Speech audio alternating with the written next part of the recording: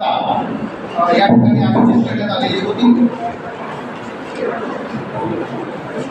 या पारितोषिक वितरण समारंभाला उपस्थित मान्यवरांचे मी महाविद्यालयाच्या वतीनं या ठिकाणी स्वागत करतो।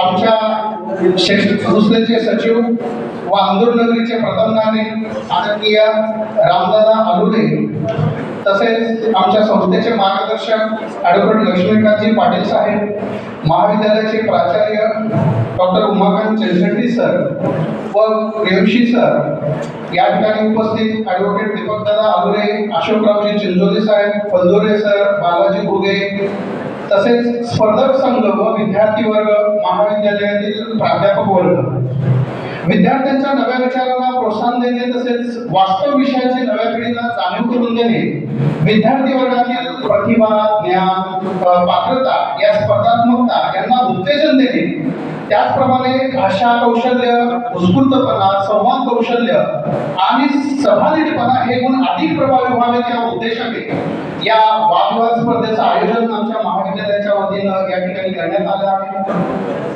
या स्पर्धेमध्ये एकूण 16 संघांनी सहभाग नोंदवला। आता आपण या स्पर्धेच्या समारोप प्रसंगी म्हणजे पारितोषिक वितरण या कार्यक्रमामध्ये सर्वजण उपस्थित आहात।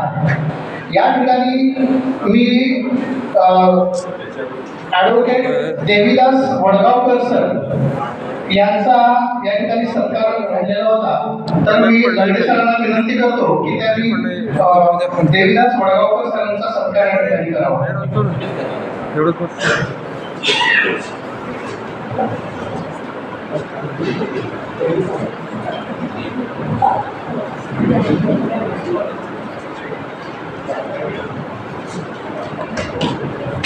हलवू नका जाऊ ह्या तिथे सत्कार।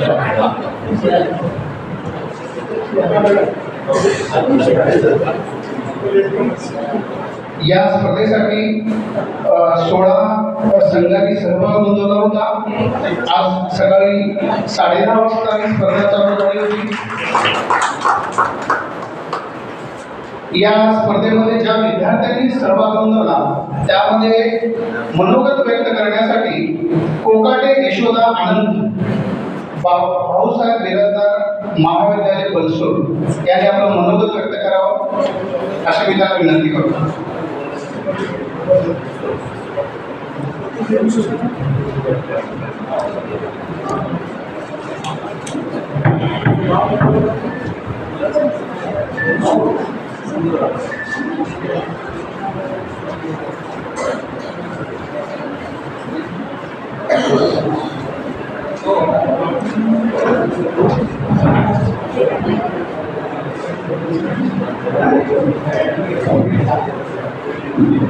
प्रथमतः संयोजकाने मला मनोगत व्यक्त करण्याची संधी दिली म्हणून मी त्यांचे प्रथमतः आभार मानते। थेंबा थेंबाने तलाव भरतो, थेंबा थेंबाने तलाव भरतो, हाताहाताने कार्यक्रम होतो, थेंबा थेंबाने तलाव भरतो, हाताहाताने कार्यक्रम होतो। जेथे जेथे आहेत या कार्यक्रमाचे शिल्पकार, जेथे जेथे आहेत या कार्यक्रमाचे शिल्पकार, तेव्हाच मानावे लागते मनोगत, तेव्हाच मानावे लागते मनोगत। नमस्कार, मी कुमारी कोकाटे यशोदा आनंद। मला खरोखरच या स्पर्धेत आल्यावर मला खूप अनुभव भेटला आणि या स्पर्धेचं व्यक्तिमत्व विकासासाठी पूरक पोषक ठेवल्यामुळे चिंतन करण्याची संधी भेटली आणि मनाला खरंच खूप असं आनंद झाला, फार मोठा आधार मिळाला। खरं तर आता आपल्याला एक ओढ लागली आहे की बक्षीस कोण ह्याची ट्रॉफी आपण बघत आहोत, हे कोणाला जातं तरी कोणाला जात। आताच मॅडमने कविता सादर केल्या होत्या, म्हणजे असं बोलत म्हणल्या होत्या की आपण हरलो नाही तर आपला मित्र एक पावलाने पुढे गेला असं आपण समजायचं आणि आज खरोखरच आपल्याला बक्षीस नाही मिळालं म्हणून आपण खचून जायचं नाही। आताच माझ्या एखाद्या भावानं असं म्हणून गेला की स्वतःने स्वतःचीच ताकद व्हायचं, खचून जायचं नाही तर स्वतःने स्वतःची ताकद व्हायचं। खरंच मी त्या भावाला सांगते, तुझी ही कविता खरंच खूप भारी होती। अशा खरं तर मला असं वाटतं की अशा स्पर्धा वर्षातून 2-3 वेळा यातून विद्यार्थ्यांना चालना मिळते आणि खचून जाण्यापेक्षा मला असं म्हणावं वाटतं की उडत्या पाखरांना परतीची तमाड असावी, नजरेत नेहमी सदा नवी दिशा असावी, अहो घरट्यांचं काय केव्हाही बांधता येईल, पण क्षितिजा पलीकडे हे बघण्याची मनात जिद्द असावी. खरंच म्हणजे हा स्पर्धा इथे ठेवल्या आणि इतकी उत्तम सोय केली. खरंच मला खूप भारी वाटलं आणि खूप आनंद झाला. म्हणून मी भाऊसाहेब बिराजदार महाविद्यालयाच्या वतीनं जवाहर कला व विज्ञान वाणिज्य महाविद्यालय अंधूरचे खूप म्हणजे सर्व पालकांचे तिथे आलेल्या मी चित्रकारी मनपूर्वक आभार मानते. जय भारत. धन्यवाद. यानंतर समर्थ सिद्धलिंग गावडे, वसंतराव काळे महाविद्यालय बीड.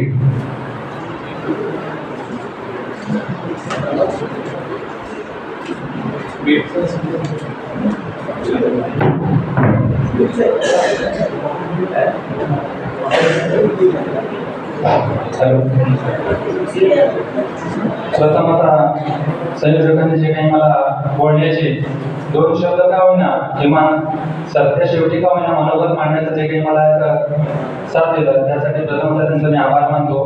आणि जे काही आहे मनोगत जास्त फार वेळ न देता काही मोलाचे शब्द असतील ते फक्त काही मिनिटांमध्येच मी मांडण्याचा प्रयत्न करतो.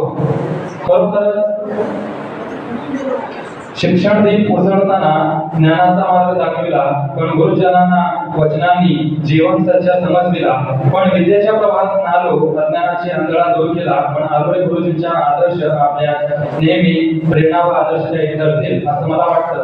कारण आदरणीय अध्यक्ष व परीक्षक मंडळी आणि व्यासपीठावरील सर्व पंचक्रोशीतील ग्रामस्थ आणि विद्यार्थी व प्रेक्षक वर्ग मित्रमंडळ आणि आरोग्य गुरुजींच्या शिक्षण मंत्री श्री आरोग्य गुरुजींच्या जयंती महोत्सव 2025 मध्ये आपण जे काही एकत्र आलं आणि राज्यस्तरीय आंतरमहाविद्यालयीन वादविवाद स्पर्धा, पण खरोखरच ही स्पर्धा ऐकून मला अत्यंत आनंद होत होता. कारण लहानपणापासूनच सवय अशी आहे की ज्या स्पर्धेसाठी आपण जिथे जाऊ प्रथम क्रमांक आपला पाहिजे असा आपण काहीतरी मनामध्ये विचार घेऊन जात असतो. पण जायच्या अगोदर कुठेतरी छाती धडधड करत असते आणि विचार आपण मांडताना काहीतरी कुठेतरी आपण चुकतो. पण परीक्षकांच्या लक्षात येतं की काहीतरी म्हणण्याचा प्रयत्न करत असतो विद्यार्थी. पण विद्यार्थ्यांच्या नजरेच्या अनुषंगानं परीक्षकांना पाहावं लागतं.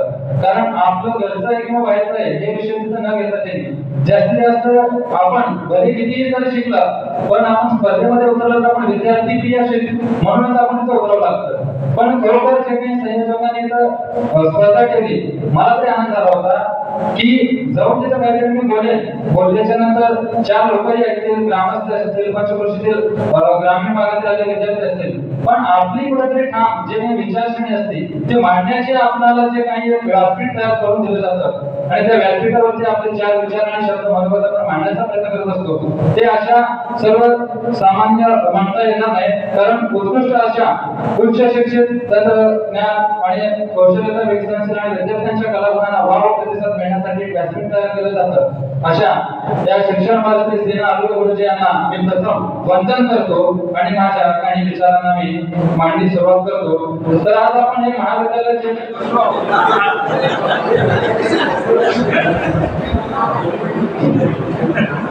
आपण जे काही महाविद्यालयात बसलो ते ज्ञानाचा प्रभाव आणि शिक्षणाचा मर्यादा खूप होत्या. पण आजच्या प्रत्येक शिक्षण घेण्या संधीची आहे तर त्याच्या पाठीमागे यश सुद्धा मिळणं गरजेचंच आहे. कारण शिक्षण केवळ पुस्तकी ज्ञान नाही तर जीवनात निर्णय घेण्याची क्षमता वाढते. ज्ञानाचा वापर समाजासाठी केला तर समाजाची प्रगती निश्चितच होते असं मला वाटतं. शिक्षक हे केवळ विषय शिकवणारे नाही तर जीवनाची दिशा सुद्धा दाखवून व विद्यार्थ्यांचे आयुष्य घडवण्याचे काम शिक्षकांच्या हातामध्ये आहे. कारण शिक्षणाने व्यक्तिमत्व घडतं, व्यक्तिमत्व घडल्यास समाज सुद्धा घडतो आणि गुरुजींचे जीवन हे प्रेरणेचे आदर्श मानले जावं व त्यांनी जीवनात ज्ञानाला महत्त्व दिलं, हे माझ्यासाठी खूप अभिमानाची गोष्ट आहे. आणि माझा संदेश असा आहे की आपण प्रत्येक वचन द्यावं की आपले ज्ञान केवळ स्वतःसाठी नाही न ठेवता तर समाजासाठी सुद्धा आपण ठेवलं पाहिजे. व विद्यादान हा खरंच दान आहे आणि शिक्षणावरती श्री आरोग्य गुरुजी यांच्या या आदर्शाला आपण आपल्या अंगी बाळगावं. आणि महाविद्यालयाने आपण जीवनात आल्यानंतर आपला अनुभव जे काही विविध पार्श्वभूमीचे विद्यार्थी एकत्र येतात तेव्हा ज्ञान फक्त पुस्तकी न ठेवता अनुभवातही आपल्याला मिळावं. आणि खरंच आजचा जो विषय होता आरक्षणाचा खरा उद्देश की आपण प्रत्यक्षात किचकट होता, थोडस काही मुलांना कळालेलं आहे किंवा काही मुलांना कळालेलं नाही. कारण हे वास्तविकता सध्याच्या परिस्थितीच्या अनुकूल अनुषंगाने हे विषय घेतलेले असं मला वाटतं. कारण अशा विषयावर वरती ज्यावेळेस विद्यार्थी किंवा स्पर्धक येऊन स्टेजवरती मांडण्याचा आपलं वक्तृत्व ज्यावेळेस सादरीकरण करण्याचा प्रयत्न करत असतो, कुठेतरी त्याच्या विचारांना गती मिळावी यासाठी एक व्यासपीठ होतं. पण त्या व्यासपीठावरती यायच्या अगोदर कुठेतरी माणसाला काहीतरी बोलायच्या आधी आपण चुकीचं बोलतो की हा विषयच असा होता की खरोखर या विषयाच्या बद्दल आपलं बोललं तर थोडं कमीच आहे. पण अतिशय उत्कृष्ट अशा पद्धतीने हा विषय मांडला गेला आणि या विषयावरती आणखी याच्याही पलीकडे जाऊन खरोखरच काहीतरी नवनवीनता असं गतिमान विद्यार्थ्यांच्या ह्याच्यामध्ये विचारातून आपल्याला प्रकट करण्याचा आणि ऐकण्याची संधी जिथे मिळाली त्याच्यासाठी मी त्यांचाही आभार मानतो. आणि व्यासपीठ आणि ग्रामस्थांच्या वतीने ज्यांनी आपल्याला व्यासपीठ तयार करून दिलं आणि विद्यार्थ्यांच्या वक्तृत्व वादविवाद करण्यासाठी संयोजकांनी मला बोलण्याची संधी दिली त्याबद्दल आभार. धन्यवाद. यानंतर वग सूर्यवंशी सर यांना मी अशी विनंती करतो की त्यांनी आपले विचार व्यक्त करावे. वग सूर्यवंशी सर.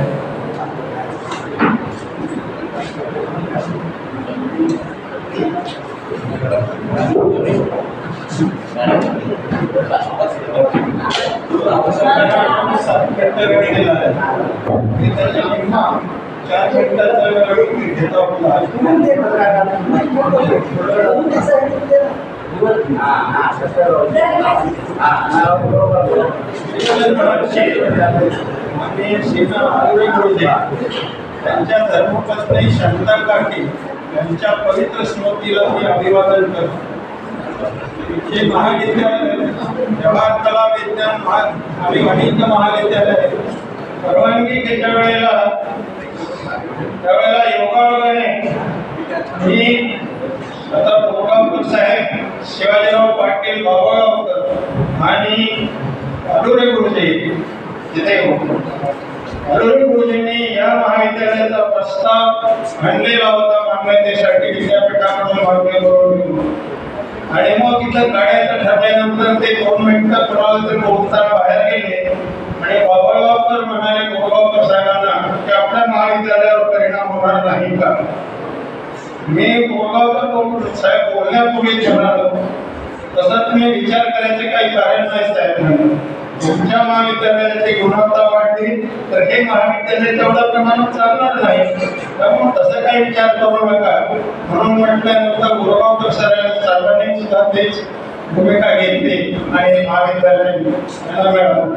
या ठिकाणी आज अनेक स्पर्धकांनी भाग घेतला आणि आपली भूमिका मांडली. अतिशय त्यांचं अभिनंदन आणि कौतुक करण्यासारखं आहे. बऱ्याच जणांनी अतिशय चांगल्या प्रकारचे आपले विचार मांडले. काही जणांनी थोडीशी आक्रमक भूमिका घेतली. ती आक्रमक भूमिका ही थोडीशी या ठिकाणी खटकणारी आहे. आवाज थोडासा मोठा करून बोलायला काही हरकत नाही. पण एकमेव आरक्षणाचं त्या ठिकाणी सांगितलं ते आरक्षण 1950 ला एका स्पर्धकाने सुद्धा उल्लेख केला. बाबासाहेब आंबेडकरांनी सांगितलं 1950 ते 1960 पर्यंत फक्त याला संधी द्या. त्यानंतर ती कायम ठेवली तर ते आयटी बनतील आणि परावलंबी होते. म्हणून त्यांनी सांगितलं पण येणाऱ्या प्रत्येक सरकारने 10 वर्ष वाढवले आणि त्यामुळे आजही आरक्षण चालू आहे. हे वेगवेगळ्या याचं आरक्षण करण्यापेक्षा मी मगाशी येताना बोलत येत होतो सरकारबरोबर त्यांना सांगितलं नाही की जातीचं आरक्षण आज आपण बघतोय. मराठी आरक्षण मिळालं तर ओबीसीचं काय चाललंय किती या दोघांच्या मध्ये वेगवेगळ्या प्रकारचे अशी जर का संघर्ष होणार असतील काल मी पाहिलं धाराशिव जिल्ह्यामध्ये एवढी पाचवाची संख्या नसताना सुद्धा किमान 1,500 ते 2,000चा मोर्चा आणि त्याच्यात महिलांची संख्या आणि म्हणजे मुलामुलींची संख्या एवढी होती की आपल्याला आश्चर्य वाटण्यासारखं. ते पुन्हा बंजारा समाजाला यायला तो नको. अशा प्रकारचा जो संघर्ष वादावादी होण्यापेक्षा म्हणतो की आर्थिक मागास हा निकष लावून जर का दिलं तर हे सगळं समाजामध्ये होणारा जो काही प्रकार आहे तो बंद होईल. आणि त्या ठिकाणी त्या प्रकारानं जर झालं तर फार चांगली गोष्ट होणार आहे. म्हणजे भागवतजींच्या सुदैवाने मला 1962 पासून सहवास लाभला तो अखेरच्या क्षणापर्यंत. वेळोवेळी ते वेगवेगळ्या कार्यक्रमासाठी बोलवत होते. या ठिकाणी माजी प्राचार्य अमिता मुक्कर्णा मॅडम, प्राचार्य चंद्रशेट्टी सर, रामदादा आलोरे या संस्थेचे सचिव आणि आपल्या तिन्ही स्पर्धक आणि चंद्रशेट्टी सरांचे सहकारी वर्ग मी बघतोय बऱ्याच दिवसापासून अनेक वर्ष इथे येतो तर ते कायम इथं असतात आणि सगळ्या गोष्टी तुम्हाला करत असतात. ते सहजासहजी साधत नाही. सगळ्यांना सोबत घेऊन जायला फार मोठी कसरत करावी लागते की चंद्रशेट्टी सरांनी केलेली आहे. आणि ह्या महाविद्यालयाची वेगळी ओळख या वक्तृत्व स्पर्धेच्या माध्यमातून आज झालेली आहे. आपल्याला हा 4थं वर्ष आहे आणि सकाळी सांगितले दरवर्षी कोणते विषय असते कोणते आणि काय नाही. तेव्हा या स्वरूपामध्ये आपण सगळ्यांनी त्यांचं कौतुक केलं पाहिजे. वेगळी ओळख त्यांनी या महाविद्यालयाला मिळवून दिलेली आहे. हीच ओळख कायम राहावी. महात्मा गांधीजींच्याबद्दल त्या अहिंसेच्या बद्दल आपण विचार केला आणि महात्मा गांधींचे श्रेय साहेब महादेवभाई देसाई होते. महादेवभाई देसाई बोलत असत बापूजीच्या हाती आणि एका कार्यक्रमात त्यांचे 10 मिनिटं वेळ उरला त्यांना दिलेल्या 10 मिनिटं वेळेपेक्षा. आणि मग त्या ठिकाणी महादेव देसाईने असं जाहीर केलं की माझे 10 मिनिटं मी बापूला समर्पण करतोय तरी बोलावं. त्याप्रमाणे माझा जरी पुष्कळ बोलण्याचा विचार असला तरी या ठिकाणी थांबून माझा राहिलेला वेळ यानंतर तेजस दिनकर पाटील, सावित्रीबाई फुले विद्यापीठ पुणे. नमस्कार. संयोजकांनी मला मनोगत व्यक्त करण्याची संधी दिली याबद्दल मी सर्वांचे आभार व्यक्त करतो. स्पर्धक म्हणून या स्पर्धेविषयी ज्या गोष्टी आवडल्या ती निरीक्षण मांडण्याचा मी प्रयत्न करतो. पहिली गोष्ट म्हणजे पारितोषिक ही महत्त्वाचीच असतात. पैशाच्या रूपातलं पारितोषिक तर मोठं आहे परंतु स्पर्धेला इथं आल्यानंतर जे चषक ठेवलेले व्यासपीठावरती ते चषक समोर ठेवल्यामुळे स्पर्धेत चांगलं बोलण्याची धातू निर्माण झाली. कारण चषक बघितल्यानंतर कोणत्याही विद्यार्थ्याला कोणत्याही संघाला ती जिंकण्याची मनोइच्छा निर्माण नक्कीच होणार. अशी चषक संयोजकांनी या स्पर्धेसाठी ठेवल्याबद्दल त्यांचे आभार व्यक्त करतो. या स्पर्धेला येत असताना स्पर्धा संयोजन समितीकडून वारंवार चांगली मदत झालेली आहे. म्हणजे काल आम्ही फक्त आणि स्पर्धेसाठी येणारा ही गोष्ट डॉक्टर अनिता मॅडम यांना कळवली. त्यानंतर त्यांनी वारंवार तुम्ही कुठपर्यंत पोहोचला आहात आणि इथपर्यंत येण्यासाठी महामंडळाच्या कोणत्या गाड्या तुम्हाला उपयोगी पडतील किंवा कोणत्या मार्गाने तुम्ही आलं पाहिजे याची सगळी माहिती त्यांनी दिली. आणि पोहोचेपर्यंत त्यांनी त्याचा पाठपुरावा केला की तुम्ही वेळेत पोहोचला आहात का, जेवणाची सोय झालेली आहे का, खाण्याची सोय झालेली आहे का. आणि काल हॉस्टेलला राहिल्यानंतर सुद्धा तिथल्या गायकवाड सरांनी आम्हाला चांगलं सोय केली. म्हणजे राहण्यासाठी तिथल्या मुलांना म्हणजे हॉस्टेलवरती एक दंगा असतो परंतु त्या हॉस्टेलवरती एवढी शांतता पाहायला मिळाली की ते हॉस्टेलच वाटत नव्हतं. त्या ठिकाणी सगळी सोय गायकवाड सरांनी आमची सोय केली. त्यावेळेला गायकवाड सरांनी तिथं आम्हाला आम्ही बाहेरून येणारे स्पर्धक आहे त्यामुळं आलोरे गुरुजी यांच्याविषयी आम्हाला काही जास्त माहिती नव्हती परंतु गायकवाड सरांनी त्या आलोरे गुरुजींची माहिती आम्हाला सांगितली. म्हणजे व्यक्ती म्हणून आणि एक संस्था चालक म्हणून ते तत्वनिष्ठ कसे होते आणि एक 500 कर्मचारी असणाऱ्या संस्था चालवत असताना सुद्धा त्यांनी त्यांचा तत्वनिष्ठपणा कसा जमला आणि त्यामुळं ते 500 कर्मचारी त्यांच्याशी कसे जोडले गेले यांची माहिती गायकवाड सरांनी तिथल्या रेक्टर असतील किंवा काय माहिती नाही पण त्यांनी आम्हाला माहिती देण्याचं काम केलं. जेवणाची सोयी सुद्धा उत्तम झालेली आहे. आणि एक विशेष गोष्ट म्हणजे स्पर्धेसाठी आरक्षण विषय सध्या महाराष्ट्रात आरक्षणासंबंधी इतकं रणतंत्र मार्केट आहे. टीव्ही जरी चालू केली, युट्यूबवरची पॉडकास्ट ऐकले किंवा भाषणं बघितली तिथं सतत आरक्षण दिसतं आणि आरक्षण विषय स्पर्धेसाठी ठेवणं अशा काळामध्ये ही संयोजकांनी आव्हानात्मक गोष्ट आहे आणि ती त्यांनी आव्हान घेतलं याबद्दल मी त्यांचा आभार व्यक्त करतो. कारण स्पर्धेतून बोलताना सुद्धा आमच्या स्पर्धकांच्या चर्चा झालेली होती की आरक्षणावर बोलत असताना कोणती संवेदनशीलता जपायला हवी. एखाद्या जातीचं नाव आता भाषणामध्ये येणं त्याचा तो सारासारी विचार करेल का की ती आपल्या जातीवरची टीका आहे असंही घेऊ शकतो. त्याच्यामुळे आम्ही घाबरतच काही वेळेला जातीचा आणि त्याच्या तथ्यांचा उल्लेख केला. पण तरीही संवेदकांनी असा विषय दिला. खरं तर वादविवाद असू दे किंवा वक्तृत्व स्पर्धांचा हेतूच असतो की समाजातल्या ज्वलनशील प्रश्नांच्या वरती विद्यार्थ्यांनी त्यांचा विचार मांडला पाहिजे. आणि आता निकाल काही लागो पण परीक्षकांना एवढे 14 संघ ऐकल्यानंतर म्हणजे आमच्या संघासही सर्व 14 संघांचं विचार परीक्षक असेल किंवा तुम्ही ऐकल्यानंतर आणि स्पर्धक म्हणून मी बाकीच्या संघांचा सुद्धा विचार ऐकल्यानंतर टीव्हीवरती जे नेते किंवा जातीचे नेते जे बोलबोल करतात त्यांच्यापेक्षा तरी चांगली मांडणी करण्याचा प्रयत्न आम्ही केला. कोणत्याही जातीची टीका करून प्रश्न मांडला त्याच्यापेक्षा चांगला न्याय देण्याचा प्रयत्न केला. संयोजकांनी असा विषय ठेवून चांगला वैचारिक व्यासपीठ आम्हाला त्या विषयावरती खुल्या आताच्या ज्वलंत विषयावरती आम्हाला बोलण्याची संधी दिली त्याबद्दल त्यांचा आम्ही आभार व्यक्त करतो. आणि ही स्पर्धा अशी चालत राहावं अशा ज्वलनशील विषय संयोजकांनी देत राहावं आणि ते चांगले संघ येत राहावं अशी अपेक्षा व्यक्त करतो आणि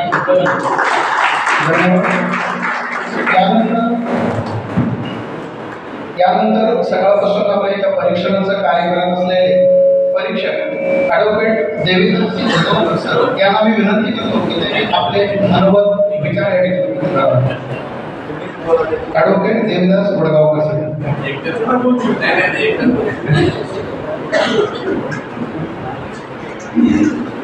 व्यासपीठावर सर्व मान्यवर आणि व्यासपीठासमोरील सर्व मान्यवर ज्या विषयाचं संबंधाने आपल्याला मांडणी झाली त्या विषयात सहभागी घेतलेले विद्यार्थी त्यांचे शिक्षक मंडळी महाविद्यालयाचे प्रतिनिधी त्यांच्या मनापासून धन्यवाद व्यक्त करतो. आणि एका अर्थात विद्यार्थ्यांनी सांगितल्याप्रमाणे संयोजकांचं अभिनंदन करतो की अशा ज्वलंत विषयावर त्यांनी वाचा फोडण्याचा प्रयत्न केला आणि तरुणांच्या मनात काय नेमकं चाललेलं आहे हे समजून घेण्याचा प्रयत्न इथे झाला. पण परीक्षक म्हणून आम्ही तिघाही या मताचे आहोत की आमचं समाधान झालं नाही. आम्ही नंबर टाळले पण आमचं समाधान काय त्या दृष्टीने झालं नाही. महाविद्यालयाच्या पातळीवर स्पर्धा होत असेल तर त्याचा एक दर्जा आणखी उंच असायला पाहिजे. तो दुर्दैवाने नव्हता. आणि काय विषयाची अनेक स्पर्धकांना आपण काय विषय मांडतो याची थोडीशी स्पष्टता नव्हती. तर परीक्षक म्हणून सांगणं माझं काम आहे. तुम्ही जरा अधिक स्पष्टता आहे त्यामुळे मी कटू आधीच तुम्हाला सांगतो. त्यामुळं विषयाला धरून कितीतरी स्पर्धक बोललेच नाही. त्यामुळं मग कंटाळा नाही असं काय काय प्रकार होतो. पुढं काय असं विषय राहत. 2-3 मुद्दे मात्र मला सांगायलाच पाहिजे. ते म्हणजे ही सगळी चर्चा जातीय आरक्षणाच्या बाबतीत आहे. आणि आपलं आरक्षण काय फक्त जातीवर नाही स्त्रियांसाठी सुद्धा आरक्षण आहे. काही मुलांनी अपंगाचा उल्लेख केला खूपच कमी लोकांनी केला. स्त्रियांना आपण आरक्षण दिलं याचा उल्लेख फार कमी लोकांनी केला. म्हणजे आरक्षण हा काही मुद्दा फक्त जातीशी संबंधित नाही. आणि याच्या गावाला कोणीच सांगितलं की आरक्षण का द्यावं आरक्षण कशाची तरतूद म्हणजे गावा काय विचार काय आहे की ज्या कारणासाठी संधीची नाकारली गेली संधी त्या कारणासाठी विशेष संधी देणं याचा अर्थ आरक्षण. पण आपण या गोष्टी नीटपणे मांडलेल्या नाही. संविधानातील तरतुदीचा उल्लेख करताना फार कमी मुलांनी अनुच्छेद असा उल्लेख केला. अनुच्छेद हाच उल्लेख बरोबर आहे. आपल्या भारतीय संविधानात कलम नाहीत. तुम्ही काढून बघा गोष्टी कलम नाही म्हणजे अनुच्छेद का आर्टिकल काय याच्यावर मी स्वतंत्रपणे बोलणे येईल. पण तसा उल्लेख कृपया करू नका. संविधानातील तरतुदींचा उल्लेख अनुच्छेद किंवा आर्टिकल असाच करायला पाहिजे. त्यानंतर समांतर आरक्षणाचा उल्लेख झाला नाही. अनेक ठिकाणी समांतर आरक्षण आहे, म्हणजे नोकरीचे आरक्षण आहे महिलांसाठी विशेषतः, ते समांतर आरक्षण आहे. त्याचाही उल्लेख आपण खरं तर माझ्यासाठी अपेक्षित होता, तोही झाला नाही. आणि इतिहासात जाताना काही विद्यार्थ्यांनी खूप चांगल्या प्रकारचे मणिपूरचा एकाने उल्लेख केला, जमिनीच्या फेरवाटपाचा एकाने उल्लेख केला. हे उल्लेख अत्यंत लक्षणीय अशा स्वरूपाचे होते. एकाने आरक्षण कशाच्या आधारे दिलं जातं तर पुन्हा मराठा आरक्षणाचा संदर्भ, पूर्णचर्चेला इम्पेरियल डाटा असाही उल्लेख केला. ते चांगले आहे, म्हणजे अधिक जोडून घेणं आणि सरळपणाची व्यवस्थित मांडणी करणं, 7 मिनिटाच्या आत करणं, हे फार कमी लोकांना जमलं असं दुर्दैवी सत्य आहे. पण एकूण स्पर्धा चांगली झाली, निकोप झाली, संयोजकांनी उत्तम व्यवस्था केली आणि अनेक लोक सहभागी झाले. या सर्वांचं मी कौतुक करतो.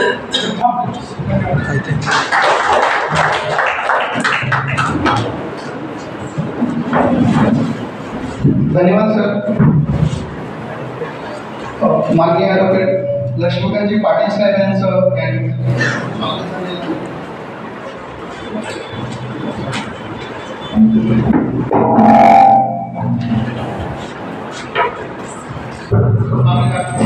संस्थेचे मार्गदर्शक माननीय ॲडव्होकेट लक्ष्मीकांतजी पाटील साहेब यांचं या ठिकाणी आगमन झालं आहे. त्यांचं महाविद्यालयाच्या वतीने या ठिकाणी स्वागत करण्यासाठी महाविद्यालयाचे प्राचार्य डॉक्टर उमाकांतजी चलशेट्टी सर यांना विनंती करतो की त्यांनी साहेबांचा सत्कार या ठिकाणी करावा.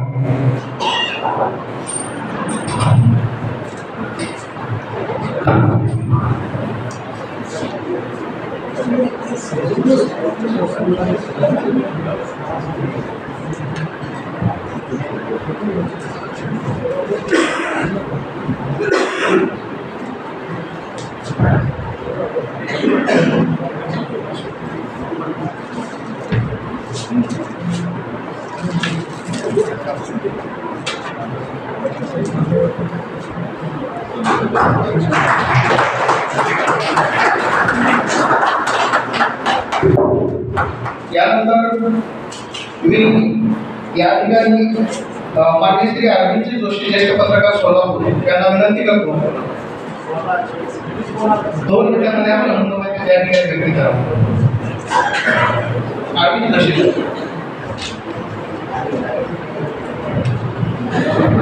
व्यासपीठावरील सर्व मान्यवर आणि या सभागृहात उपस्थित असलेल्या सर्व बंधू वक्तृत्व आणि वादविवाद स्पर्धांमध्ये एक नियम असतो की परीक्षकाचं नाव जाहीर करत नाही. सुरुवातीलाही करत नाही, शेवटीच करत नाही. परीक्षकाचं नाव कळलं की जे स्पर्धक विद्यार्थी असतात ते प्रिज्युडाइज होतात.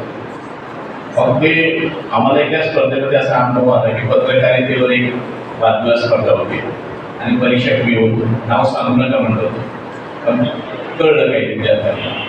तर प्रत्येक विद्यार्थी अरविंद जोशी सारखे पत्रकार या जगात आहेत म्हणून देश चांगला असं बोलायला त्याला वाटतं की माझं नाव सांगितलं की जास्त मार्क देईल, किंवा काही लोकांना वाटतं की अमुक अमुक परीक्षक हे ह्या विचाराचे म्हणून आपण तसं काहीतरी बोलावं.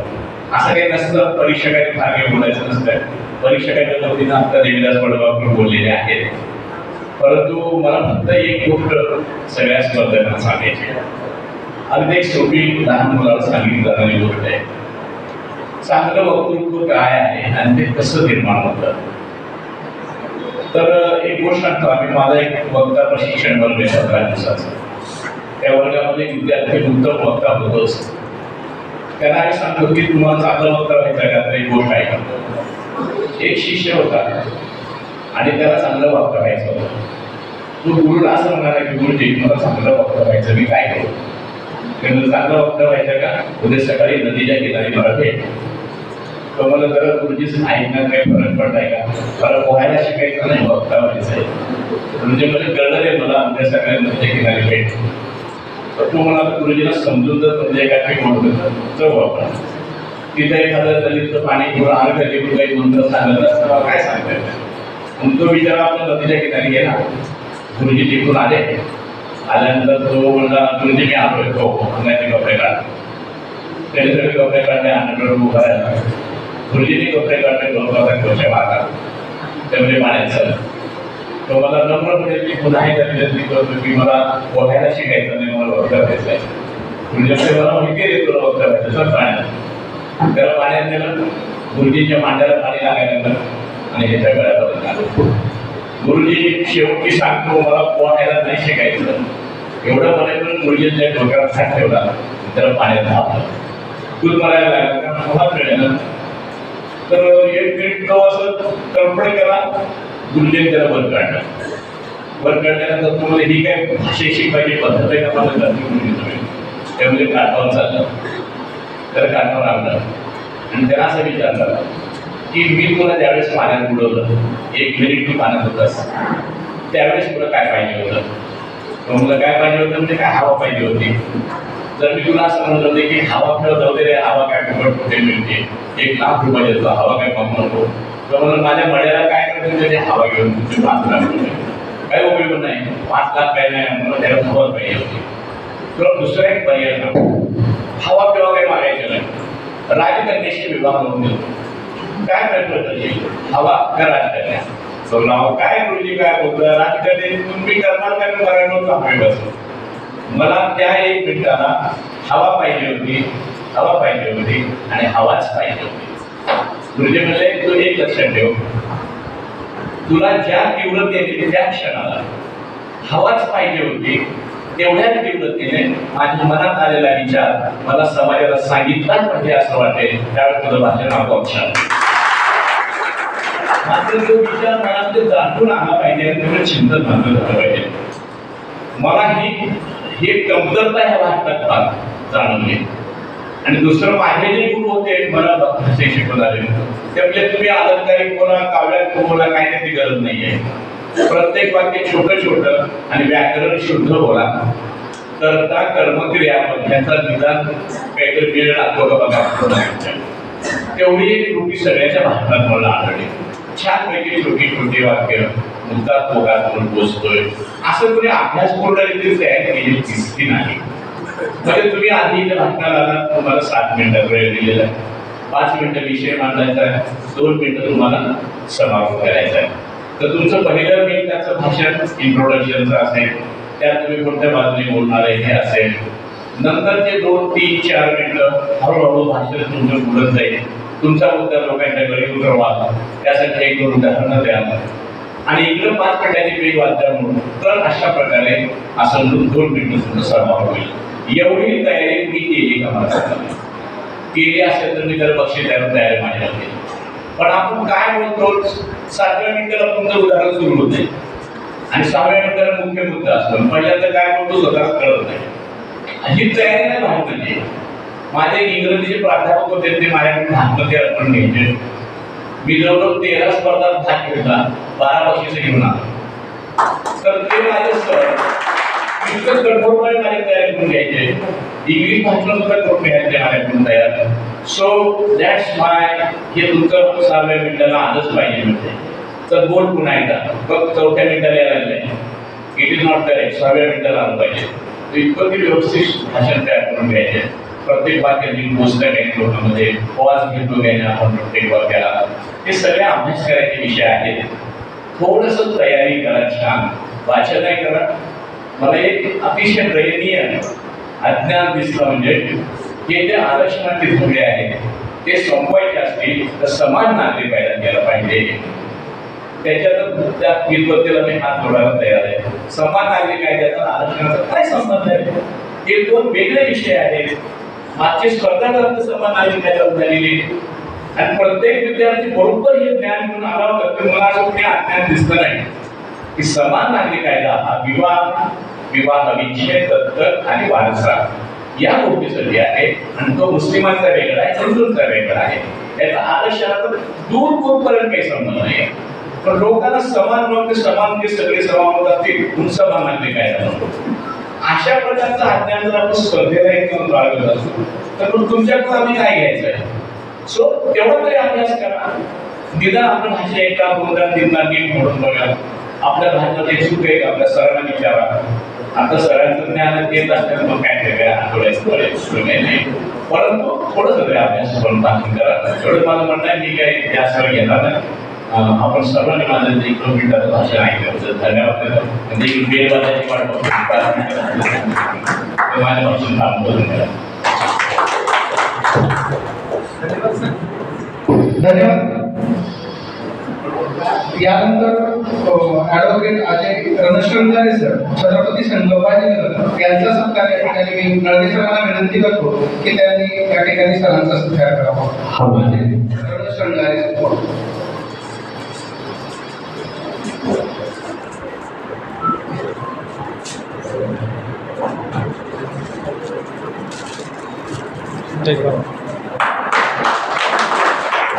यानंतर ॲडव्होकेट अनिता रणशंकरे मॅडम यांचा सत्कार या ठिकाणी मुद्गंधा मॅडमला विनंती करतो की त्यांनी या ठिकाणी मॅडमचा सत्कार करावा.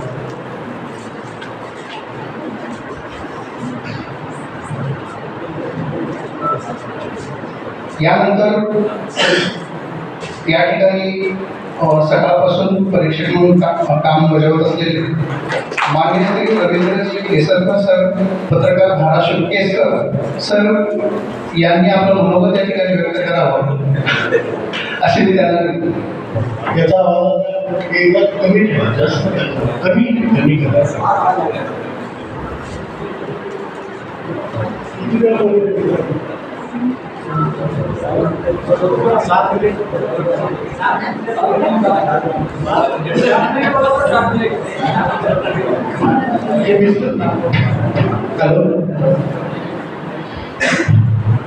हे 2 मान्यवर परीक्षक जे आहेत ते जुन्या पिढीचे प्रतिनिधी आहेत, त्यामुळे त्यांना आपल्या सगळ्यांचे कार्ड टोचण्याचा पूर्ण अधिकार आला आहे.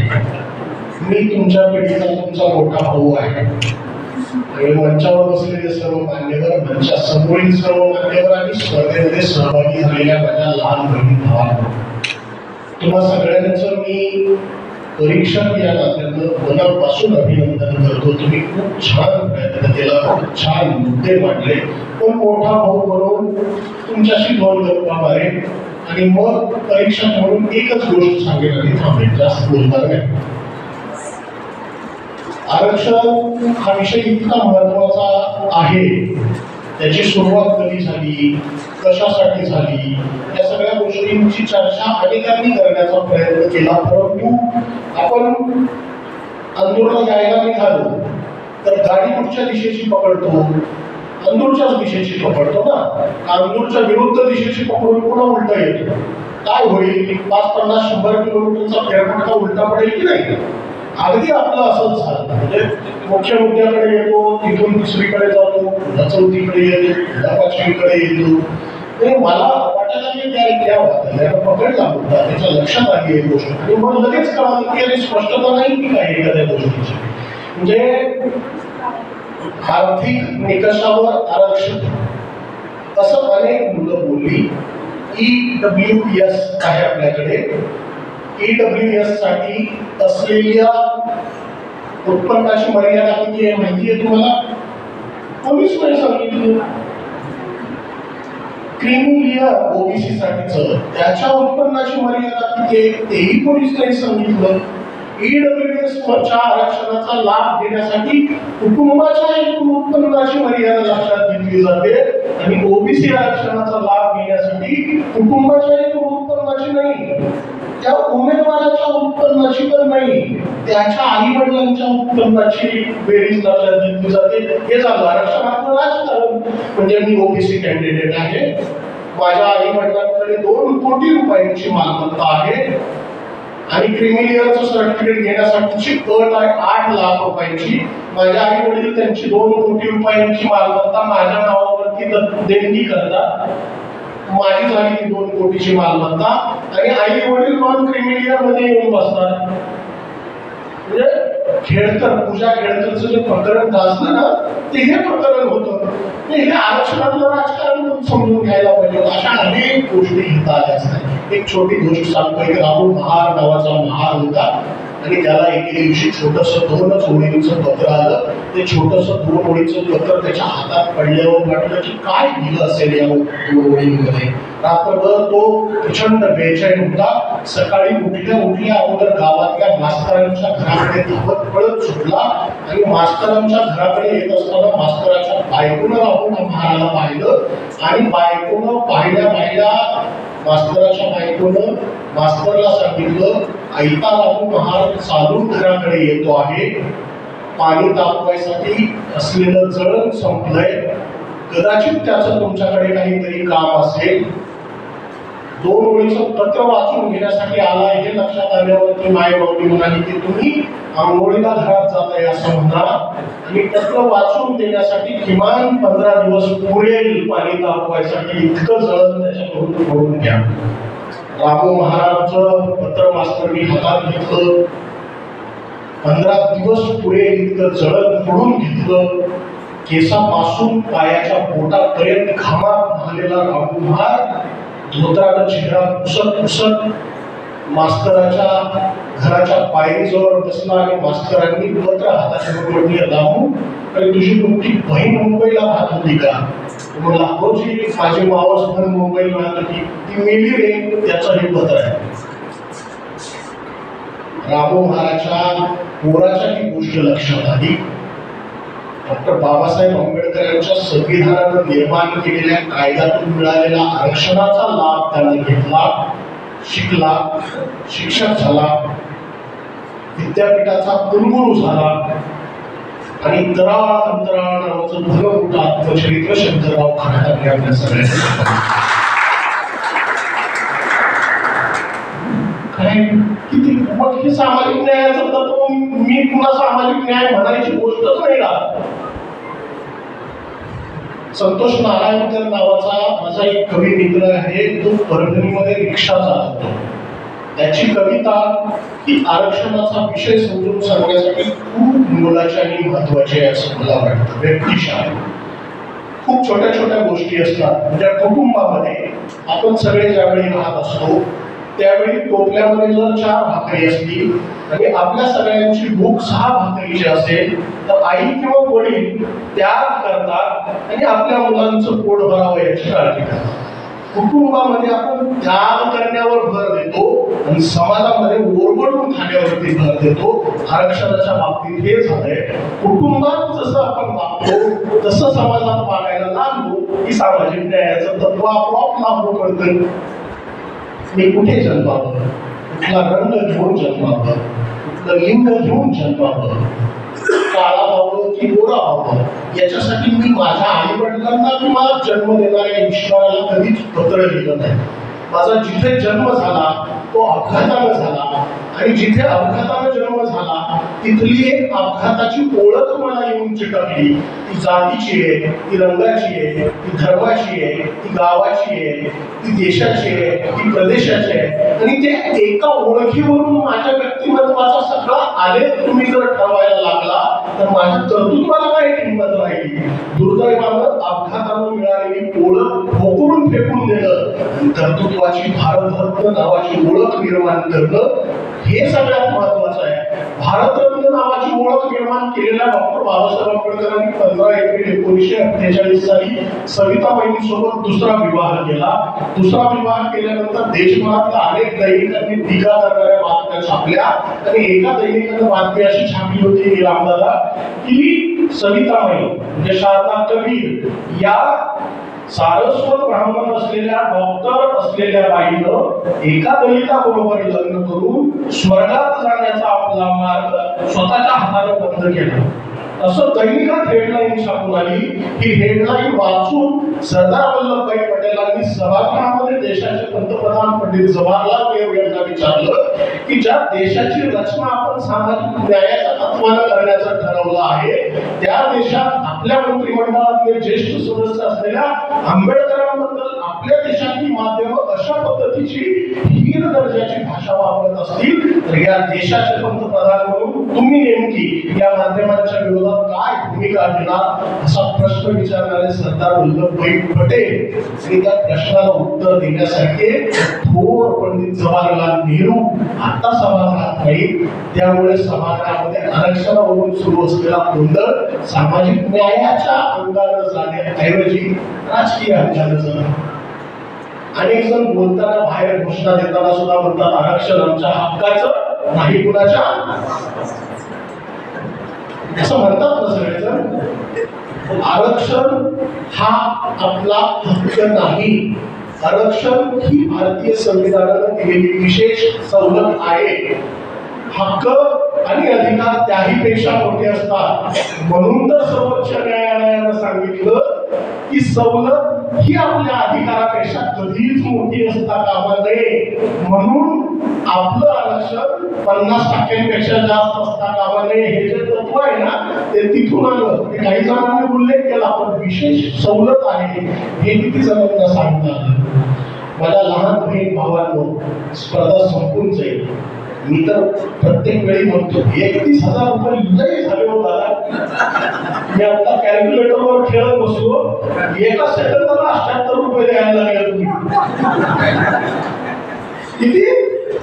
आणि 12 तासाचं जरी 78 रुपयाच्या सेकंदाच्या हिशोबाने काढलं तर 3.5 लाख रुपये मात्र होते. तुम्ही सगळेजण विचार करा. 7 मिनिट आपण बोललो. एका मिनिटाला साधारणपणे 4-4.5 रुपये मानधन आपल्याला मिळणार आहे. आपण बोललेला 1 मिनिट हा 4.5 रुपये किमतीचा आहे का तुम्ही स्वतःलाच विचार. म्हणजे आपले मायबाप हाडाची काढं करून महिनाभर आपले तरी 12-15-20 हजाराची नोट मानतात. आपल्याला आलेली ही जी संधी आहे ती किती ताकदीनं आपण घ्यायला हवी असं मला वाटतं. दुष्काळ तुम्ही ती ताकदीनं घ्यावी या तुम्हा सगळ्यांना अपेक्षा तुमच्या सगळ्यांकडून अपेक्षा व्यक्त करतो. मी मगाशी संतोष नारायणकरचा संदर्भ दिला रिक्षा चालवणारा पोरगा. त्याची कविता अशी आहे की अशीच एकदा त्यांनी माझी विचारली होती जात. अशीच एकदा त्यांनी माझी विचारली होती जात. मी म्हणालो काय सांगू 2 पाय 2 हात. अशीच एकदा त्यांनी माझी विचारली होती जात. मी म्हणालो काय सांगू 2 पाय 2 हात. ते म्हणाले 2 पाय 2 हात तर माकडांनाही असतात. ते म्हणाले 2 पाय 2 हात तर माकडांनाही असतात. मी म्हणालो तसे हातात तर लाकडांनाही असतात. ते म्हणाले आलं नाही ध्यानात. मी म्हणालो सोपं आहे 2 पाय 2 हात. ते म्हणाले अरे असं टाळून कसं चालेल. ते म्हणाले अरे असं टाळून कसं चालेल. मी म्हणालो जाती धर्म पाळून कसं चालेल. ते म्हणाले अरे असं टाळून कसं चालेल. मी म्हणालो जाती धर्म पाळून कसं चालेल. ते म्हणाले जात कळल्याशिवाय जागा मिळत नाही स्वर्गात. त्यामुळे बऱ्या मुलाला तू तुझी जात सांगून टाक नाहीतर आमच्या जातीचा तुला दाखवावा लागेल हात. उगाउगीच आमच्या हातून होईल तुझा घात. त्यामुळे खरं खरं सांग बिर्याणी खातोस की खातोस वरण भात. मी म्हणालो सोपं आहे 2 पाय. मी म्हणालो तुम्ही जातीचं खाता मी मातीचं खातो. मी म्हणालो तुम्ही जातीचं खाता मी मातीचं खातो. तुम्ही जातीचं ओरडता मी मातीचं गातो. खरं तर माती म्हणजे माईसारखी असते. जात मात्र कोठीवरल्या बाईसारखी असते. जात सुद्धा बदलत असते रोज नवी रात. अशीच एकदा त्यांनी माझी विचारली होती जात. मी म्हणालो काय सांगू 2 पाय 2 हात. मग ते थोडेसे हसले जरा जवळ येऊन बसले. मग ते थोडेसे हसले जरा जवळ येऊन बसले. मलाही मग ते माझ्या मातीचेच दिसले. आता मात्र कधीच माझी ते विचारत नाही जात. कारण त्यांनाही आहे 2 पाय. आपल्या सगळ्यांची एकच जात 2 पाय. सगळ्यांची 2 पाय 2 हात ही एकच जात असेल तर आरक्षणाची गरज कुठे उरली. जर आपण सगळ्यांची 2 पाय 2 हात ही जात मानत नसू, 2 आरक्षणाची गरज आहे. राजकारण लिखा आहे, आपण 2 पाय 2 हात ही जात मानणार की जन्मानं अपघातानं मिळालेली जात मानणार? जन्मानं आणि अपघातानं मिळणारी जात जे जे अंगावरती घेऊन मिळवतात ते सगळे राजकारण करतात. आणि मातीची 2 पाय 2 हात नावाची जात जे जे मोठ्या अभिमानानं छातीवर घेऊन मिळवतात ते सगळे जण सामाजिक न्यायाच्या तत्वाचं पालन करतात. आपण ठरवायचं आपण कुठच्या बाजूची. तुम्ही खूप छान बोलला, तुम्ही खूप छान प्रयत्न केला. तुम्हा सगळ्यांचं आता आम्ही तिघांनी मिळून मार्किंग फायनल केलेलं आहे. बक्षीस वितरण झाल्यानंतर तुम्हा सगळ्यांच्या मनामध्ये असलेला जो काही राग आहे, ज्यांना बक्षीस मिळणार नाही त्यांचा, तो जो काय व्यक्त करायचा आहे तो आमच्या तिघांच्या नावानं व्यक्त करा. कारण संयोजन समितीतल्या कोणाचाही याच्यामध्ये काहीचाही संबंध नाही. आम्ही थेट मार्कांनी गुण काढून सगळ्यांचं तयार करूनच दिलेलं आहे. या व्यतिरिक्त जर कोणाला वाटलं की नाही माझ्यावर खूपच अन्याय केला, तर माझ्याकडे 6 पानं भरलेली आहे, त्यांच्याकडे 2-2, 3-3 पानं भरलेली आहे. आपण छान चर्चा करू. मी प्रत्येकाचे मुद्दे लिहून घेण्याचा प्रयत्न केलेला आहे पुरेशा पद्धतीनं. मला एक वाटतं, आता मी तुम्हा सगळ्यांबरोबर बोलत असताना तुम्ही आय कॅन ड्रॉप सायलेन्स म्हणून ऐकायला लागला. मी तर काय तुमच्यावर करणी केली नाही, जादू केली नाही. बरं, माझं नाव, माझी जात, माझा धर्म तुम्हाला माहीत पण नाही, मी तुमचा सोयरा पण नाही. तुम्ही का बरं ऐकायला लागले मला? तर मला बोलावं म्हणजे माझं ऐकावं म्हणून काय आरक्षण पण घेतलेलं नाहीये. आपला मुद्दा सभागृहात सादर करत असताना एक छोटा प्रयत्न करा. जे तुम्हाला इथं सगळ्या जगाला सांगायचंय ते घरी आपल्या आईला एकदा समजून सांगण्याचा प्रयत्न करा. आणि तुम्ही सांगत असलेला मुद्दा जर तुमच्या आईला कळला, परीक्षेत उडले, नाट्यामध्ये उडले समजायचं. आपण जे बोलतो ते जन्म दिलेल्या आपल्या आईला जर नीट कळत असेल तर जगाला आपोआप कळतं. आणि आपण बोललेलं आपल्या आईला जर कळत नसेल तर जगात तुम्ही कुठेही जा, काही कोणाला कळणार नाही. शांत बोला, स्पष्ट बोला. तुमची स्टाईल वेगवेगळी असू द्या, प्रत्येकाची स्टाईल काही एकसारखीच असू शकत नाही. आणि आपल्याकडे आलेली जी इन्फॉर्मेशन आहे ना, ती इन्फॉर्मेशन कुठला दृष्टिकोन चिटकवून आपल्या हातात दिली आहे याचं फिल्टरच नाही साहेब बाहेर. त्याच्यामुळे आपल्याला रेफरन्स बुककडेच जावं लागतं. तेच सगळं गोळा करून नीट पाहावं लागतं. 1-2 मित्रांनी खूप छान मुद्दे मांडण्याचा प्रयत्न केला. मला त्याच्यामध्ये IAS ऑफिसर राहिलेले जुने दिल्लीचे काय करतात त्यांचा व्हिडिओ काही जणांनी बघितलाय असं लक्षात आलं. दिव्य कीर्ती, विकास दिव्य कीर्ती, त्यांचा व्हिडिओ काही जणांनी बघितलाय असं त्यांच्या बोलण्यातून मला जाणवलं. आपल्या भारतीय संविधानाच्या पहिल्या पानावर असलेली जी प्रस्तावना आहे त्याच्यातले जे 2 शब्द आहेत महत्वाचे, दर्जाची आणि संधीची, दर्जाची आणि हा या विषयाचा हा आवाज काहीच नव्हतं. दर्जाची आणि संधीची समानता. रामदादा इथं बसले, मी इथं आहे आणि तुम्ही मला पळा म्हणाले, कोण पुढे येईल? यांना संधीची समानता दिली पाहिजे की नाही? मग शर्यत लावू ना, मग शर्यत लावू. आरक्षण त्याच्या पलीकडे वेगळं काहीच नाही. आणि जेव्हा सगळ्यांना संधीची समानता असेल त्या दिवशी कोणीच काही म्हणणार नाही. दर्जाची आणि संधीची समानता या विषयाशी निगडीत हे सगळं होतं. तुम्ही सगळ्यांनी खूप छान प्रयत्न केला. तुम्हाला सगळ्यांची पुन्हा एकदा मनापासून अभिनंदन. संयोजकांनी सलग 4थ्या वर्षी मला तुमच्या परीक्षणासाठी बोलवलं. तर विद्यापीठामध्ये युथ फेस्टिवल सुरू आहे तिकडे छत्रपती संभाजी नगरला, आणि युथ फेस्टिवलला मी परीक्षक होतो. तिकडचं रद्द करून दादा यांनी मला इकडे बोलवलं. नाही विद्यापीठाला फोन करून सांगितलं, अंकुश कदमचं सलगर सर यांनी सांगितलं नाही इकडे यायचं. पण मला आनंद या गोष्टीचा आहे की इकडे आल्यामुळे तुम्हा सगळ्यांना पाहता आलं. युथ फेस्टिवलमध्ये पण होत राहत असतात. तुम्हा सगळ्यांना पुन्हा एकदा मनापासून शुभेच्छा देतो. आणि 7 मिनिटे झाले तरी बेल नाही वाजवली त्याच्याबद्दलही पुन्हा तुम्हा सगळ्यांचे आभार मानून थांबतो. नमस्कार, जय हिंद.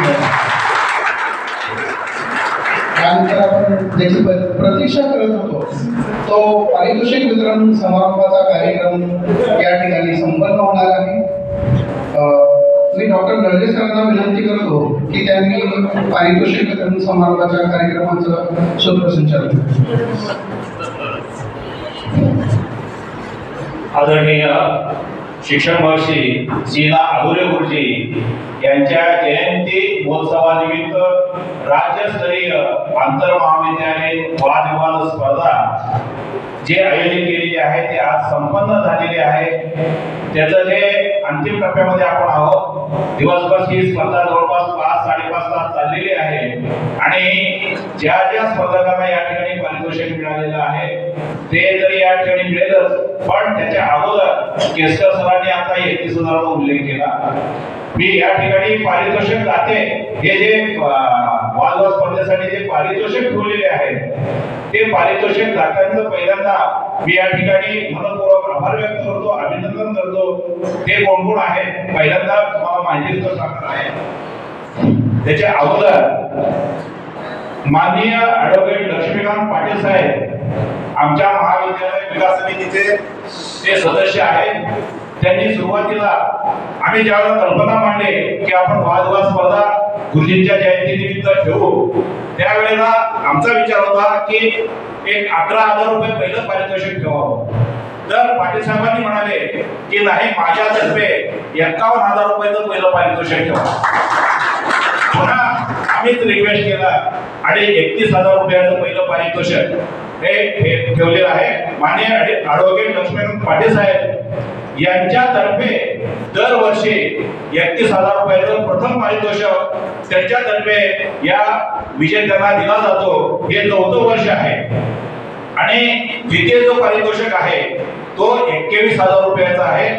आमच्याच महाविद्यालयाचे उपप्राचार्य लंगडे सर व प्राध्यापिका डॉक्टर अनिता मुलकर्णा यांच्यातर्फे 21,000चं द्वितीय पारितोषिक आपण या ठिकाणी देतो.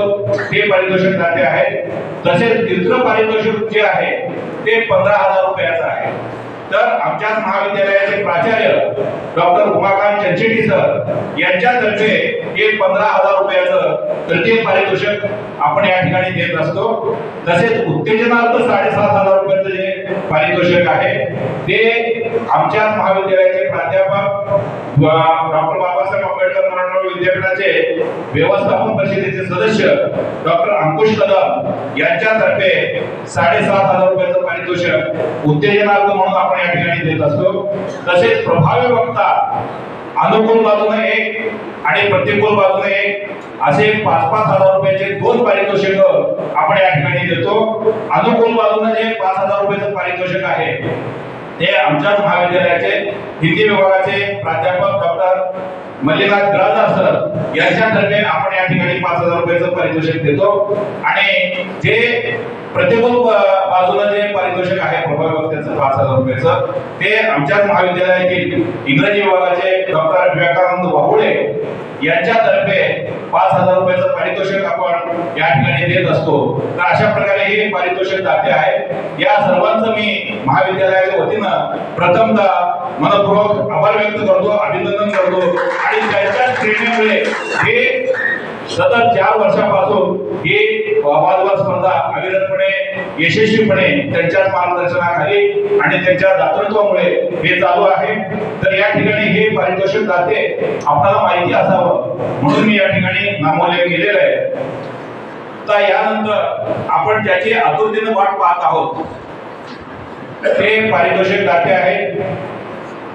मी ज्या वेळेला जे विजेते संघ आहे त्या संघांचं या ठिकाणी नाव घेतो तर ते संघ त्या संघातील दोघेही विद्यार्थी या ठिकाणी व्यासपीठावरती यायचं आहे. आपलं पारितोषिक मान्यवरांच्या हस्ते या ठिकाणी स्वीकारायचं आहे. जी रक्कम आहे ती रक्कम त्याचं व्हाउचर पॉकेटमध्ये आहे. आपण ते व्हाउचर महाविद्यालयामध्ये जमा करायचं आहे आणि आपलं चेक महाविद्यालयातून जाताना घेऊन जायचं आहे. हे आपण सगळ्यांनी याची नोंद घ्यावी. आणि संपल्यानंतर हे बक्षीस वितरण समारंभ संपल्यानंतर सर्व विजेत्या संघाने या ठिकाणी ग्रुप फोटोसाठी आपण सगळ्यांनी थांबायचं आहे. मान्यवरांच्या हस्ते आपण ग्रुप फोटो घेऊ आणि त्यानंतर हा कार्यक्रम या ठिकाणी संपन्न होईल. या वादविवाद स्पर्धेमध्ये उत्तेजनार्थ जे पारितोषिक मिळालेलं आहे ते SP कॉलेज पुणे या संघाने या ठिकाणी उत्तेजनार्थ पारितोषिक मिळवलेलं आहे. विद्यार्थी आहेत अवधूत भगीरथ देशमुख, अनुष्का यशवंत बिराजदार या दोघांनी स्पर्धकांनी या ठिकाणी व्यासपीठावरती आहेत. मी मान्यवरांना विनंती करतो की त्यांना सन्मान चिन्ह, प्रमाणपत्र व रोख रक्कम या ठिकाणी देऊन त्यांचा या ठिकाणी सन्मान करावा. रोख रक्कम रुपये 7,500 रुपयाचं हे उत्तेजनार्थ पारितोषिक आहे. सर्व विजेत्यांचं या ठिकाणी मनपूर्वक अभिनंदन. यानंतर तृतीय पारितोषिक जे आहे, तृतीय पारितोषिक विजेता संघ आहे new arts commerce and science college Parner. विजेते विद्यार्थी आहेत आकाश दत्तात्रय मोहिते, महेश जनार्दन उशीर या दोघांनी या ठिकाणी व्यासपीठावरती यायचं आहे. आपलं मनपूर्वक अभिनंदन आणि आपण मान्यवरांच्या हस्ते या ठिकाणी हे पारितोषिक स्वीकारायचं आहे. मान्यवरांना विनंती करतो की त्यांना पारितोषिक देऊन त्यांचा सन्मान करावा. परीक्षक दादा आदरणीय वकील साहेब यांच्या हस्ते या ठिकाणी एक पारितोषिक दिलं जात आहे.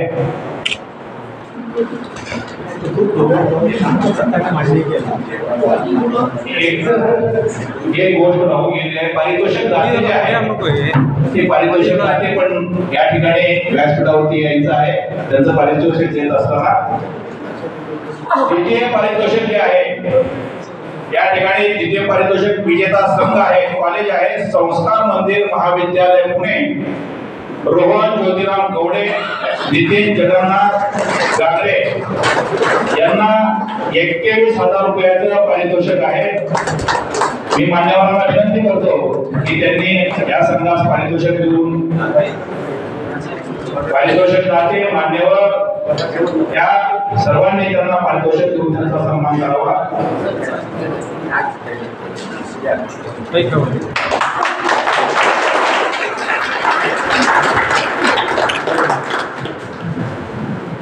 यानंतरच जे प्रथम पारितोषिक आहे 31,000 रुपयाचं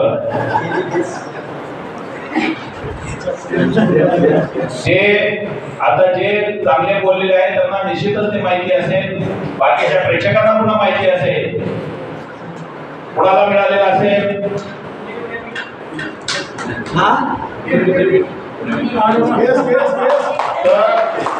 म्हणजे प्रेक्षक कशा पद्धतीनं मूल्यमापन करतात त्याच पद्धतीनं प्रेक्षक सुद्धा मूल्यमापन करतात हे हा त्याचा पुरावा आहे. प्रथम पारितोषिक विजेता संघ आहे सावित्रीबाई फुले पुणे विद्यापीठ पुणे. विद्यार्थी आहेत गौरव प्रकाश घरते, तेजस सुंदर पाटील. मी पारितोषिक दाते माननीय लक्ष्मीकांत पाटील साहेब, आदरणीय दादा परीक्षक या सर्वांना मी विनंती करतो की त्यांनी यांना हा पुरस्कार द्यावा, पारितोषिक द्यावं. प्रमाणपत्र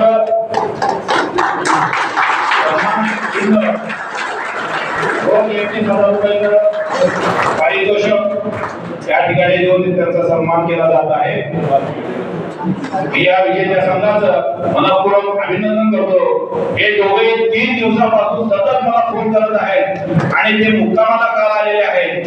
3 दिवसापासून त्यांचा सतत ते संपर्क होता आणि ते पुणे विद्यापीठातून काल संध्याकाळी ते या ठिकाणी मुक्कामाला आले. म्हणजे धडपड करणाऱ्या विद्यार्थ्यांना निश्चितच त्याचा यश मिळू शकतं हे याचं एक उदाहरण आहे. आता यानंतर प्रभावी वक्ता अनुकूल वाजो.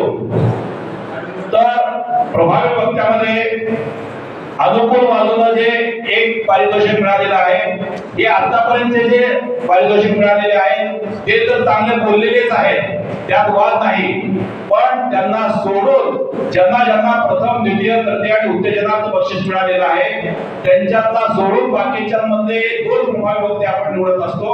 आपल्या या स्पर्धेचा नियम आहे आणि म्हणून हे बाकीचे तर प्रभावी वक्ते होते, पण त्याच्या व्यतिरिक्त जे 2 प्रभावी व्यक्ती आपण निवडलेले आहेत 5-5 हजाराचे 2 बक्षिसाचे आहेत त्यातलं अनुकूल बाजूनं बोलणारा जो प्रभावी वक्ता होता त्याचं नाव आहे लोंढे समर्थ लक्ष्मण, कला विज्ञान व वाणिज्य महाविद्यालय नळदूर. संघ प्रमुख श्री विद्यार्थी यांनी यायचं आहे. मल्लीनाथ बिरादर सर हे या ठिकाणी बक्षीस दाते आहेत, पारितोषिक दाते आहेत, त्यांच्या हस्ते या ठिकाणी हे पारितोषिक दिलं जात आहे. लोंढे समर्थ लक्ष्मण कला लोंढे समर्थ लक्ष्मण कला विज्ञान व वाणिज्य महाविद्यालय नळदुर्ग.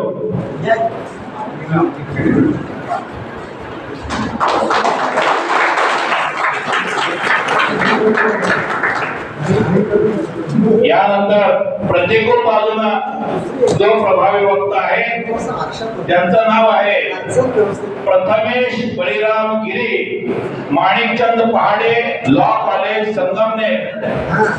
प्रतिकूल बाजूला बोललेला हा प्रभावी वक्ता आहे. यांनाही 5,000 रुपयाचं मी वावळे सरांना विनंती करतो की वावळे सर पुढे यायचं आहे. 5,000 रुपयाचं हे पारितोषिक आहे. 5,000 रुपये सन्मान चिन्ह प्रमाणपत्र देऊन मी मान्यवरांना विनंती करतो की त्यांनी या विद्यार्थ्यांचा या ठिकाणी सन्मान करावा. या सर्व विजेते जे संघ आहेत त्या सर्व संघांनी या ठिकाणी व्यासपीठाकडे यायचं आहे. आपल्याला एक ग्रुप फोटो घ्यायचा आहे. 2 मिनिटांमध्ये या. तो इथं थांबतो. आपण सगळेजण ऐकलं लगेच 2 मिनिटांमध्ये. आणि यानंतर जे सहभागी विद्यार्थी आहेत त्या सगळ्यांना या ठिकाणी प्रमाणपत्र दिले जाणार आहे.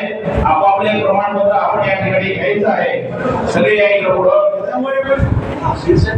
काही जण पाठीमागं थांबा, काही जण पुढे बसा.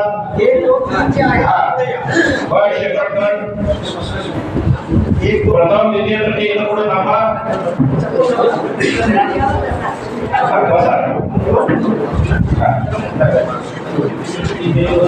आणि जर जागा नसेल तर काही विद्यार्थी पाठीमागे थांबू शकता. पारितोषिक दाते सगळेजण व्यासपीठावरती यायचं आहे.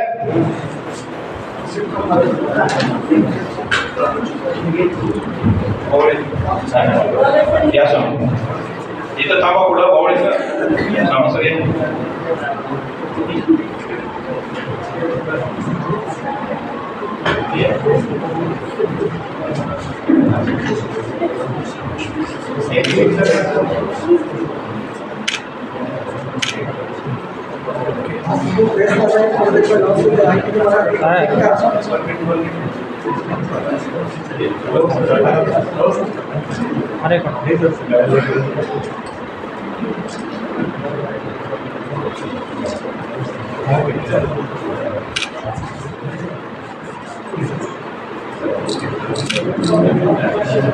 सर्व विद्यार्थ्यांचं मनपूर्वक अभिनंदन.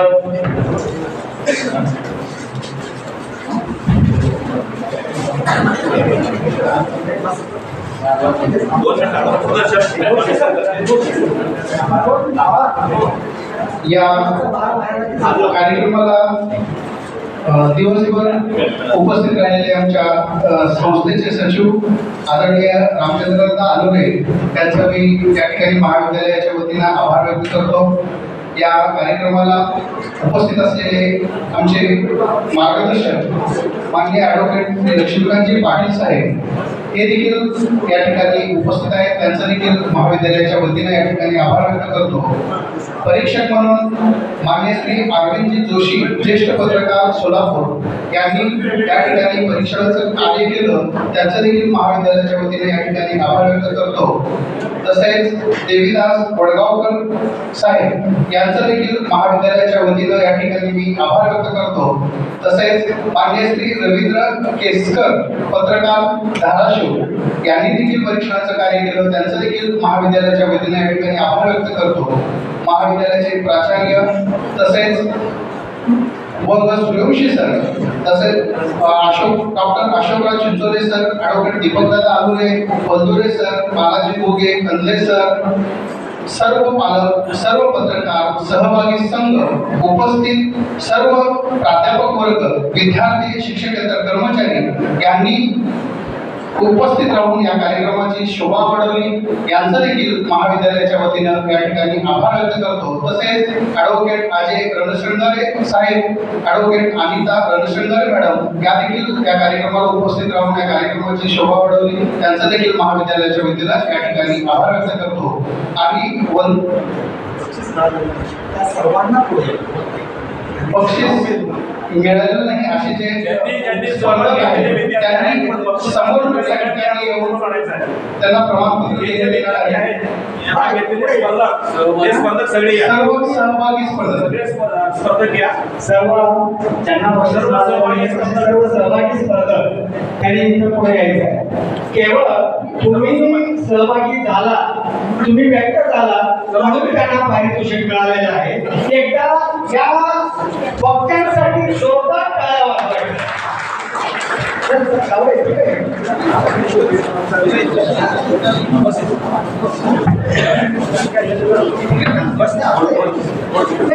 मागे या, मुलं मागे या, मुलं मागे या, मुली तुम्ही पाठीमागे या. तुम्ही देखील खूप चांगल्या प्रकारे कदाचित या पारितोषिकावरती तुमचं नाव नसेल, परंतु याच्याही पेक्षा चांगलं पारितोषिक तुमची वाट पाहत आहे. तेव्हा नावभेद न होता पुन्हा एकदा उच्च बहादरी घेण्यासाठी प्रयत्न करा. या आमच्या शुभेच्छा.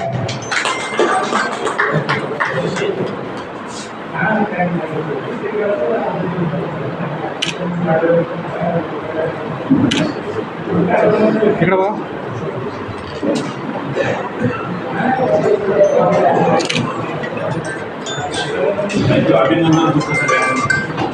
यानंतर